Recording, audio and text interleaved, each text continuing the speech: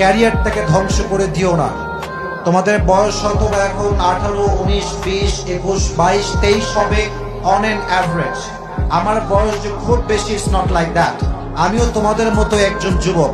মাথায় রাখবার, যার 18, 19, 20, 21, 22, 23 বছর বয়সে ক্যারিয়ারটা সুন্দর, তার ফিউচারটা সুন্দর। আর যারা এই 18 বছর বয়সে বিবেক বাদ দিয়ে আবেগ দিয়ে কাজ করে, তাদের জীবনটা তামা হয়ে যায়।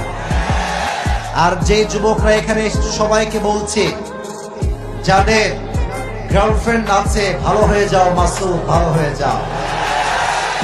যেই মেয়ের জন্য আজকে তুমি তোমার ক্যারিয়ার নষ্ট করছো, ভবিষ্যৎ নষ্ট করছো, আজকালকার যুগের মেয়েরা যেমন ভালো, they are also dangerous,